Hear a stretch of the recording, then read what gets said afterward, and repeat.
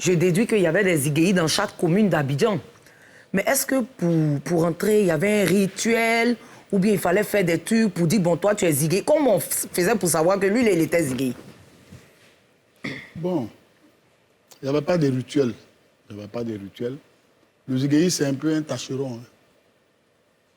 C'est-à-dire qu'il est dans le quartier, c'est l'homme à tout faire du quartier.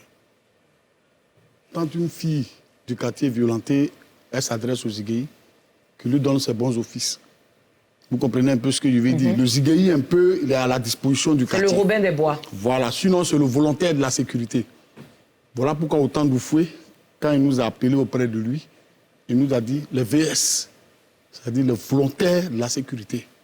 Parce que nous faisions des sécurités volontaires nous-mêmes. Vous comprenez un peu. C'est pour ça que je renchéris sur ce que Niagara a dit, quand il a dit que les gens voulaient nous donner des connotations qui n'étaient pas... Oui, parce qu'on a entendu VS. Moi, j'ai toujours entendu vagabond salarié. Oui, non, c'était les volontaires de la sécurité. Okay. Parce que moi, dans mon quartier, par exemple, quand quelqu'un est agressé, moi, j'avais 11 sœurs. Vous comprenez? Et donc, du coup, il fallait te donner une renommée pour que dans le quartier mal famé, là, tes sœurs là, soient à l'aise. Personne ne veut avoir affaire à une sœur de Bolo. Ce n'est pas possible. Et donc, du coup, tu deviens la tour du contrôle dans ton quartier. Vous comprenez un peu ce que je veux dire. Donc, c'est ça le Ziguéia. Le Ziguéia, c'est un peu celui qui aide de façon volontaire. Celui qui apporte son appui. Vous comprenez? Maintenant, quand c'est comme ça, tous les durs de chaque quartier, il y a des ramifications. Tous les durs de chaque quartier se connaissent. Il faut dire que celui qui nous a beaucoup rapprochés, c'est Oufoué. C'est le président Oufoué, celui qui premier nous a président de rapprochés. Côte d'Ivoire. Parce qu'en 90, il faut dire qu'à Makori, il y avait des Farémois. Oui. À Bobo, la Kestapo, la Les Noudak. Mapléciens, c'était où? À Trècheville. Donc, il y avait des quartiers différents. Mais c'est Oufoué qui nous a rapprochés en 90. Vous comprenez un peu? Et ça a créé une familiarité. C'est de là que l'Azizi est venue. Association des Ziguéi de Côte d'Ivoire. L'association? Des Ziguéi de Côte d'Ivoire. OK. Vous comprenez un peu l'Azizi. Et le président Oufoué qu'est-ce qu'il vous a dit pour vous rassembler? Non, non, non. Vous savez que il nous a demandé de ne pas céder aux mauvais signes. Parce qu'en ce moment, on était jeune, on était fougueux. Les gens pouvaient venir te donner un peu d'argent, va cafouiller dans tel endroit, tel endroit. Vous savez que c'était la naissance du multipartisme. Donc, du coup, le vieux voulait nous canaliser. Ce n'est pas pour nous donner de l'argent pour faire quoi que ce soit, non, mais c'était pour nous canaliser. Et donc, il a réussi à nous canaliser. C'est bien. Vous comprenez un peu, c'était dans ce sens-là. Et du coup, ça fait que tout le monde s'est connu. D'accord. Papa Nazer, est-ce que le président Oufoué, vous rémunérait par mois? Effectivement, ça c'est quelque chose que toute la Côte d'Ivoire sait. Hein? Parce que depuis longtemps, quand Oufoué nous a reçus, il a dit, bon, mais mes enfants, qu'est-ce que vous voulez? On dit, non, nous sommes là, on t'écoute. Il a dit, bon, je vous paye tous les fins du mois. Et il a commencé à nous payer. C'était combien à l'époque? À l'époque, 50 000, c'était pas de l'amusement. Ah non, hein. ça c'était, vous étiez riche. Voilà. Donc, c'est pour te dire que nous-mêmes, quand on parle, et tout à l'heure, il a parlé d'Oufoué. Oufoué, c'était un penseur. Parce que c'est grâce à Oufoué qu'on se retrouve et puis on se parle. Sinon, à l'époque, entre nous, c'était chien et chat. Hein. Toi, tu étais de quel groupe? Moi, j'étais enfant de Trècheville, mais je n'ai jamais appartenu à un groupe parce que j'avais trop confiance en moi. C'est eux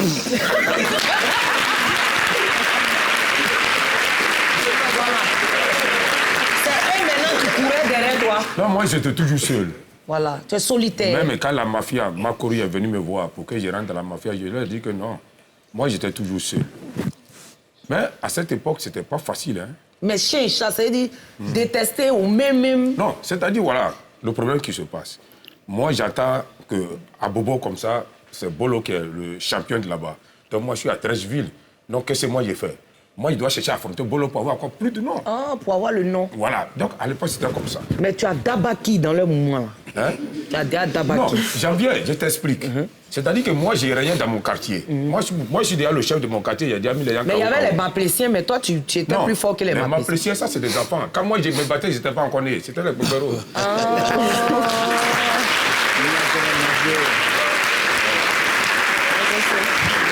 Donc, eux, là, c'était encore les enfants. Oui. Ils ne savaient rien. Parce que notre époque, là, ça, c'était l'époque qui était très dure, ce qu'il dit, là. Parce que ce n'était pas permis à tout le monde d'être dans la rue. Il fallait être le plus fort. Parce qu'on peut même arriver à te déshabiller hein, de la chaussure jusqu'en haut, même en slip et tout, et puis tu vas bien pour la passer. Tant que, et puis on te dit, bon, demain tu envoies 10 000, tu n'as pas envoyé 10 000, tu seras déshabillé encore. Voilà. Il y avait un peu de brigandage dedans. Non, il n'y a pas de brigandage, c'est-à-dire c'est la loi du plus fort. C'est-à-dire la rue, j'ai pas de la rue entre la rue. Oui, de hein. la rue, de la rue. C'est pas les... Ah, de la rue entre la rue. Voilà, c'est la rue entre les rues. C'est-à-dire Oui, que quand entre tu veux vous-même, entrer, Zigué. c'est-à-dire parce que c'est un camp militaire, il faut qu'on te forme, il faut C'est te ça. former. C'est pourquoi tout à l'heure, moi, mais je le rejoins, il fallait être induit. Tu vois que lui, celui-là, il avait 11 sœurs, non? Mais personne ne peut toucher une de Non, ma c'est pas passion. possible. C'est que si tu as touché, tu as affaire à Bolo. Comme chez moi, là. Moi, chez mes sœurs, là. Quand tu as affaire à une de mes sœurs, il faut t'attendre à Niagara Nazaire. Alors que quand le gars attend mon nom, déjà, là, il ne touche pas.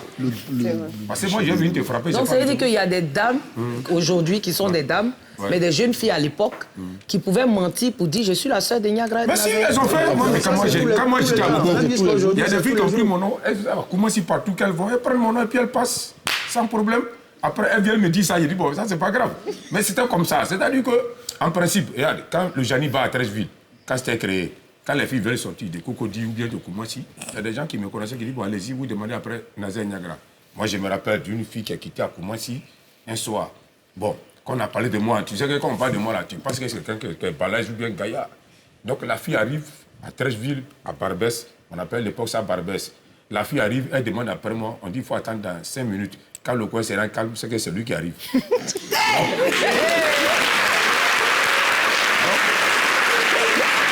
fille, maintenant, on lui dit, bon, le voilà qui arrive là-bas. En ce moment, le coin est calme. Ouais, moi, je suis en train de venir. Donc, elle est là. Et puis, elle dit, ah, c'est lui-là. Et c'est lui-là, il peut faire quoi? Il peut me défendre. Comment un enfant comme ça, là, c'est de lui son nom est haut comme ça. Donc, le gars dit, bon, il faut attendre. Donc, elle est venue, mais elle n'est pas convaincue. Donc, elle m'a salué, elle m'a dit, non, est-ce que tu connais tel type? Je dis, oui, je le connais. J'ai dit, comment s'il dit, ouais. Il dit, ouais, je le connais. Il dit, bon, mais si elle venait de te voir, il dit, il n'y a pas de problème. Mais comme moi, je lui ai dit, comme je ne reste pas sur place, donc, viens, on va partir. Donc, nous sommes allés, on a fait le tour, on a fait le grand tour. Arrivé quelque part, il y a eu un Niagara. Donc, de Niagara, quand j'ai déclenché le Niagara, c'est maintenant, elle a arrêté là. Elle dit, mais non, mais lui, là, il peut tuer quelqu'un, c'est pas la peine de... J'ai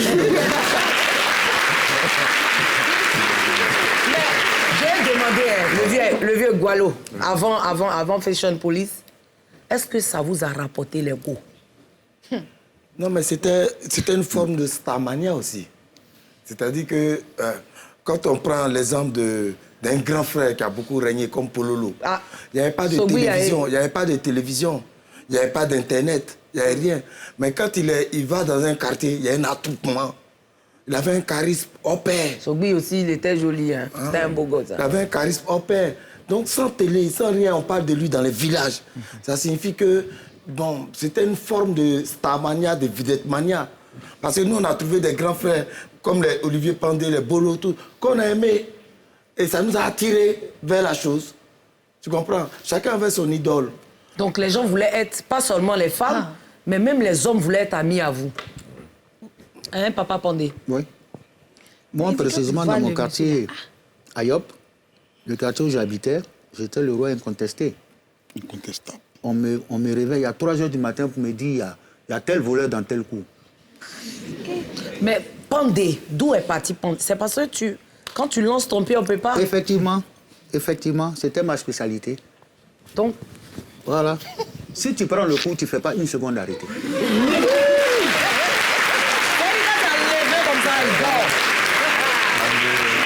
Il dort en même temps. Et c'était pas ma forme, je faisais 130 kilos. Ouais, t'es pas lourd. Mon ventre était comme ça. Quand je suis assis, quand tu me regardes, tu dis ça, je vais coucher ça. Mais nous, on a entendu dire que c'est les médicaments qui vous donnaient force. Non, non, ça veut dire que les médicaments, quand on dit prend son courant, les gens disent non, les vieux, non. Moi, il y a vous demander aujourd'hui parce qu'on nous a menti aussi. C'est pas vrai. Tu as capot baveur, le gars, il est là, son Non, c'est pas vrai. Les gens nous mentaient. C'est charbon, non? C'est charbon, les gars faisaient non. On était d'abord des sportifs. Les gars mentaient. Parmi nous, il y a des boxeurs, il y a des judokas, il y a des karatékas, il y a des lutteurs. C'est ça. Donc, pour pouvoir Donc, c'est arriver le sport. à avoir une notoriété dans la rue, il fallait d'abord choisir une discipline pour pouvoir te défendre. Il y a des gens qui sont nés avec la force brute. Comme, par exemple, qui? Il y en a beaucoup. Comme ce monsieur. Comme le monsieur Julien Douba. Julien Douba. Julien Si Douba. tu as giflé, tu te retrouves au grand carrefour de Koumassi. Si tu as agité, si tu vas Il avait un os. Il avait un os. Voilà. Il y avait des gens comme ça qui sortaient de l'ordinaire. Ouais. Donc nous, pour pouvoir être sécurisé, il fallait qu'on choisisse une discipline. Moi, j'ai choisi les arts martiaux. Ok. Parce que j'étais un fan de Bruce Lee. Ok. Donc j'ai choisi les arts martiaux. Et si je vous dis, moi, pendant que le quartier dort, je me réveille à 1h du matin, je m'entraîne de 1h à 5h du matin. Pendant que le quartier dort, parce que c'est là, j'ai la possibilité de bien m'entraîner et de revoir mes techniques. Et en plus de ça, je partais faire les compétitions.